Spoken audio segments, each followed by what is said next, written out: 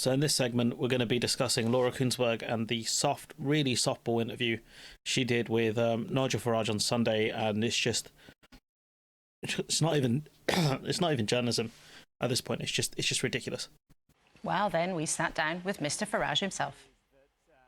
Some of the people here we've spoken to this afternoon, though, seem to be coming to you because they're very angry. They're very angry about the state of the country. Do you think that's what it's about? As they should be. As they should be.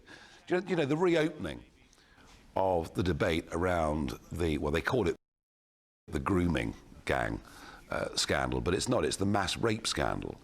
I just think people ask themselves, what has happened to our country? How could this possibly have happened? I mean, we knew about this. This was, I think, around 2 decades ago. The initial stuff happened with the grooming gangs in Rotherham and such, and it was over a decade ago. The story blew up, and people were discussing it properly. We've had like BBC dramatizations of it like 4 or 5 years ago. I remember watching them. So like this blowing up recently isn't down to the injustices and things like that. We've had an inquiry already. A public inquiry into this stuff. There's been recommendations being done. The reason why this story is blowing up again is because Elon Musk was starting tweeting about it. That's why. You know, this is just another wing of the culture war for these people. You know, we're doing a much bigger video on Elon Musk and his kind of foray into British politics and the grooming gangs and stuff like that. But I think with Farage here, this is just, you know, now he's suddenly talking about it. Really? Why did everybody want to cover it up? Why has there been no full public inquiry? People are angry about that. There was a public inquiry. And they're right to be. Absolutely right to be. They're also angry economically. We are getting poorer. You know, if you look at the last 8 quarters, GDP per capita is falling in 6 of them. And it coincides with a period of record net legal migration. Mass immigration not only makes it tough. Okay, we've been EU members for a long time now. There hasn't been many new EU members. You're talking about the last few years, right? 8 quarters, the last few years. What happened, right? What were the 2 major events that happened within the last few years? Have you figured it out yet? It was the pandemic and Brexit. So to argue it's down to mass immigration genuinely makes no sense. Yes, we've had an increase in immigration post-Brexit because I think it's mostly down to people staying here longer with visas, and it's partly because it's harder to once you've come here, it's, you know, you can't just leave and come back. It's much more difficult. You know, under freedom of movement, people could come here and work for a few months or a year or so, and then they can leave to another country or wherever they want to go to in Europe. The difference now is because we're having people from outside of outside the EU really, who come here on visas and have intent to stay here long term. That's what's happened here, but that's not the reason they're coming here is to work. These are work visas, so they have to, by definition, work. So it's not their fault that the country's becoming poorer. It's the fault of consistent governments who have squandered things. It's the fault of you dumb clown, because of Brexit and the policies that you wanted. For young people to get a house, not only makes it very difficult to see a GP. Because we're not building enough houses, we don't have enough GPs. They've cut the GP training we literally had in this country. I think it was last year or the year before, there were training places for GPs. The schools asked the government to put the money up so then they could train the GPs there in this place. And the government said no. And so what happened, it was the places were taken up by foreign students who are going to go back, and they're going to be GPs most likely wherever they're from. And there's nothing wrong with that. But to make the argument, oh, it puts a strain on GPs, it's because we don't train enough GPs. Come on, man. Especially when people who come here are generally younger anyways, healthier. They're not the ones clogging up GP services. So it's simply untrue. Not only makes our roads and infrastructure struggle to cope, it's making us poorer. And it's literally not. If you cut down immigration, I guarantee you as a country we'll become poorer because there'll be less money taken in tax receipts. Less money consumed within the economy as well. The anger isn't directed at the Labour or Conservative parties. I think people increasingly regard them as a uni party. So you're right, they're coming to us because they're angry, but they're not coming to us to stick 2 fingers up to the establishment. They're coming to us because they think we've got the courage. My guy, you are the establishment. You're privately educated, a day trader. To do what's necessary to turn this around. But what do you plan to do with that? I mean, what's your... My guy, you ran on a campaign. You made your name from Brexit. You did not run on dealing with grooming gangs, be that the gangs in Rotherham, be that the certain religious group that has a massive problem with that group of people, right? You didn't run on any of that stuff. What's going on, dog? What's your dream scenario for 2025? 2025, it's to build the structure of the party, you know. And since really August of last year, we've tried with nothing to build branch structure, to put in place a very rigorous, and I mean extremely rigorous, vetting procedure. Yeah, you need one of those because one of your MPs, beat up his girlfriend. It was a while ago, but even still. For candidates at all levels, because that was the big failing, you know, of what we had at the last election. Huge failing, no question about that. 2025 was about getting that machine actually working, to start to win some victories. Our ultimate goal, and I'm not joking, is to win the next general election. You say you've done it with nothing. You have had a very useful thing, the support and the oxygen of the support from someone who's on his way back to the White House, and Elon Musk, the richest man in the world, who just happens to also own one of the biggest social media platforms in the world. Now, you mentioned there people's anger over the grooming scandal, as it's known, and it is well understood now that there were failings over many, many years. There's no question about that. Everybody understands that that has taken place, and nobody would excuse what has happened for a second. However, your political friend, Elon Musk, has made pretty outlandish claims about... You know, a guy who's been pictured a lot with Ghislaine Maxwell as well. Exactly what happened there. And he wrote online that the Prime Minister was complicit in the rape of Britain. Is it acceptable for the world's richest man, with a friend on his way back to the White House... Is it acceptable for anyone to say that? That's the real question. The answer is no, because it's not true. ...to spread those kinds of misleading and what many people would think are pretty offensive claims online? Well, you either believe in free speech or you don't. Now, free speech has its limits, obviously, incitement being perhaps the clearest example of what's not acceptable. Remember, before... There's also defamation as well. We have anti-defamation laws in this country, as well as there are some in the US as well. Musk came along and bought Twitter. Free speech was dying on social media. And if you criticised the lockdowns that were happening in this country, your accounts were being suspended. So Musk describes himself as a free speech absolutist. Now, what he's referring to there specifically is that in 2008, Keir Starmer had just been appointed as Director of Public Prosecutions, and there was a case brought before them of alleged mass rape of young girls that did not lead to a prosecution. I don't know the rights and wrongs of that any more than you do. But the point... I swear Starmer changed the rules around the way the CPS operates in order to get prosecutions.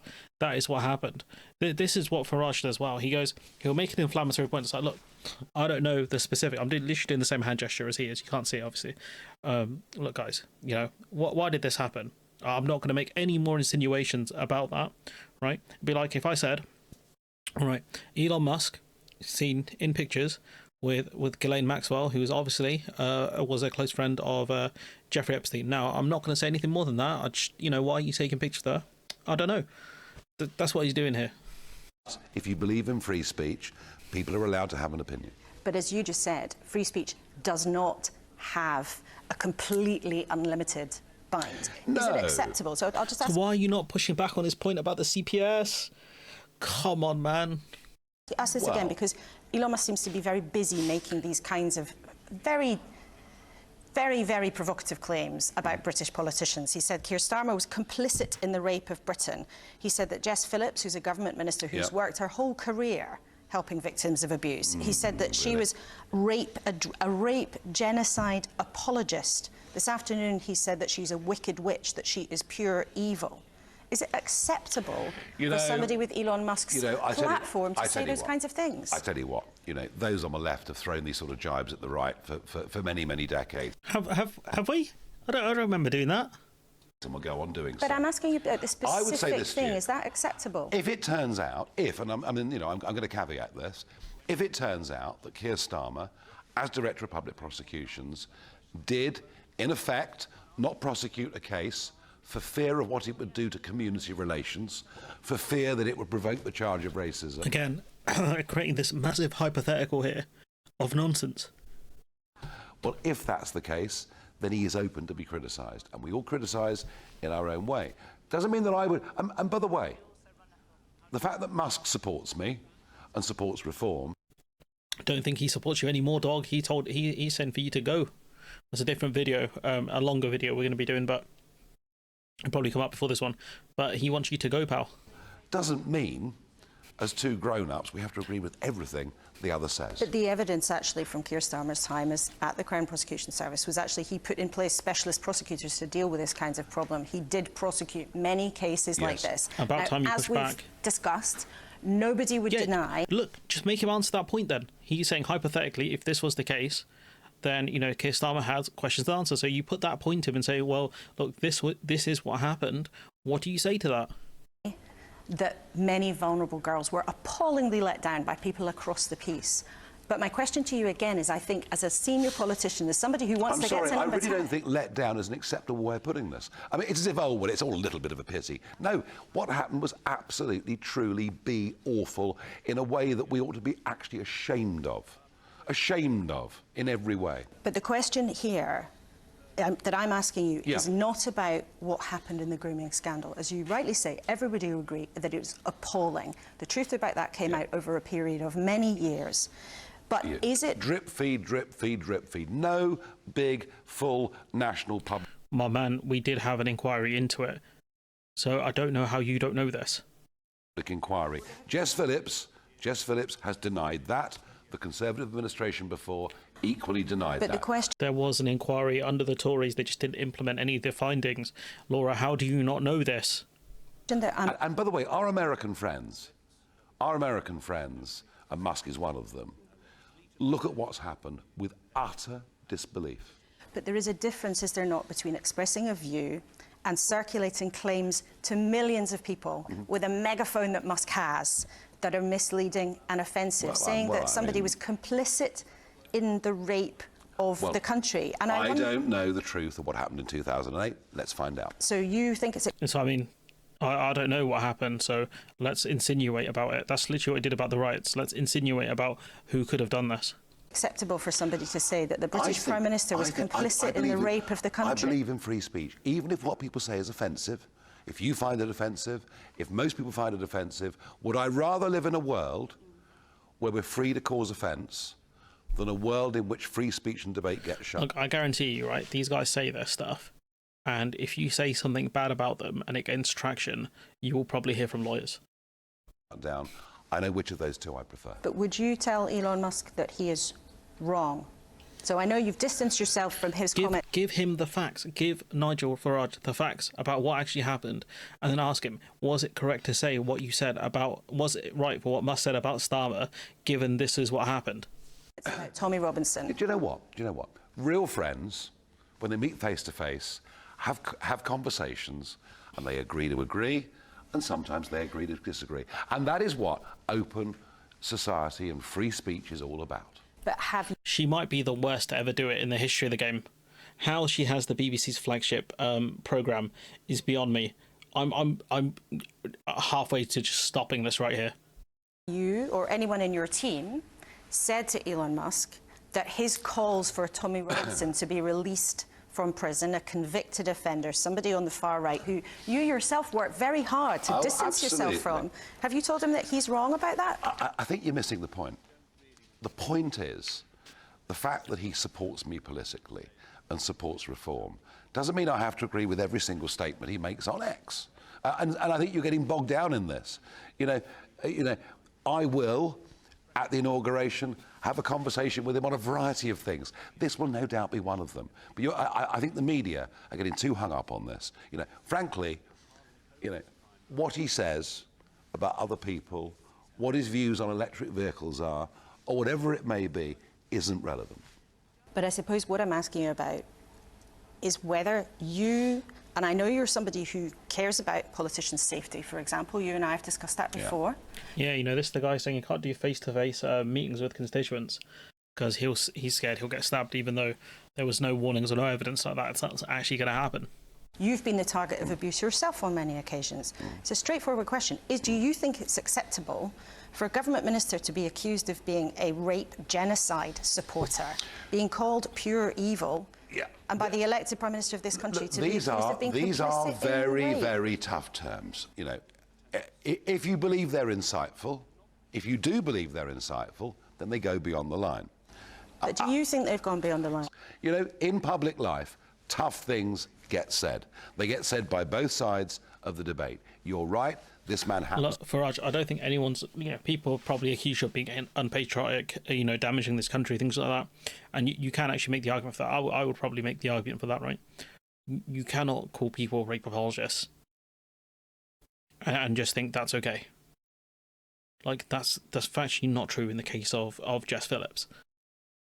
Or in the case of Keir Starmer. Like, are there missteps? Yes. Are there things that they should be doing that's a lot better? Yes. Is there one such story that I've seen about Labour, you know, go slow on their rape corpse pledge amid fears of a shortage of lawyers? Yes. Should they be criticised for that? Yes. You know, 100%, right? But this idea, like, I guarantee you, right, you make any accusation against this man and it gets traction, like big traction, right, to the point where he has to address it. He's probably going to call lawyers on you. We saw that Carol Cadwalladr got sued by one of the guys who was back in Brexit and things like that over something. She said these are not free speech absolutists. 100% not. To be the richest man in the world. But equally, the fact that he's bought Twitter now actually gives us a place where we can have a proper, open debate about many things. He's literally censoring people. He's taken away people's blue check marks. He's you had even bloody Nick Fuentes, the far right winger, complaining about it because anyone who criticises Elon Musk can face censorship. And hey, even Facebook, even Meta are adjusting to the modern world. Free speech is back. We may find it offensive, but it's a good thing, not a bad thing. You can tell that many in not just the British government, but in other governments around the world are sort of holding their breath to see what your other American friend, Donald Trump, is going to do when he gets back to the White House. I just wonder, what conversations have you had with him since he won the election? And I suppose, how do you think he will approach the UK? So, two things to say. Number one, he's prepared for it this time. You know, I can tell you the whole mood at Mar-a-Lago for the last 18 months has been a much more organised, disciplined one, and planning for the future. You know, he's got up to 3,000 appointments he can make as president. They've been working on this for over a year. So he goes in with a professional team. He goes in with a new sense of calm about him himself and the way that he conducts himself. And I particularly think since the assassination attempts, he's become a much calmer person. He has got a plan, and it's quite a radical plan. He will, on the world stage, do what he did in the first term and try and bring peace. Now, chat, I haven't watched the rest of this, right? Do you think she's going to ask him about the mass deportation comments and things like that? This is the guy that oversaw the Abraham Accords. This is the guy that crossed the line and walked into North Korea. The Ukraine war will end. It will end. Even Zelensky now, the Ukrainian president, says, yes, it will end. As far as we're concerned, this may be the last ever American president with a deep emotional attachment to these islands. And so, yes, he of course... He don't care about us. He's just going to exploit us in a trade deal. That's all that's going to happen. He literally he put tariffs on British steel not long ago. Talking about tariffs, which is one example of something that could happen that could really hurt us, it's all avoidable. It's all avoidable. You know... If? Well, I think we have to think... I think Starmer has to think about two things very hard. Firstly, does he want us to be tied ever closer to a failing Europe or tied to a booming America? And secondly, I think the one thing Keir Starmer needs to really think about is this. We're the biggest foreign investor in America. They're the biggest foreign investor here. Trade is important. Failing Europe, like, most of the countries in Europe are fine, apart from really Germany's the only one. Like, most of them are fine. Like, again, there's just minimal pushback in this interview. Our cultural ties are deeper today than they ever have been at any point in history. How would you describe your, some people call it a bromance, with Trump and Musk? I made a decision in 2016 to put my head over the parapet to support Trump. I have stuck with him through thick and thin. Thick being, the E. Jean Carroll case. Times it's not been easy. I can Maybe imagine. at times I was the only public figure in Britain that would stand up for him. And Trump is an old school businessman in a sense that if you're loyal to him, he's loyal to you. And that's what friendship's about. I don't know, dog. I think Rudy Giuliani and other people would say otherwise. You know, he's a guy who will use you, and once you're done, he'll shiv you in the back. Based on. And is his friend, Elon Musk, now your friend, and is he going to give you millions of pounds? Well, that's a real question, isn't it? Now, forget about $100 million being talked about in the newspapers. Are you going to give you money? That is for the birds. Is he going to give you money? He may well do. He may well do. But it's got to be legal. He's got to be comfortable with it. He may well give us money. Whether he does or not, I'll tell you what he gives us. With huge numbers of young people, he makes us look cool. Is the reason you hope he's going to give you money, is that why you don't want to criticise him?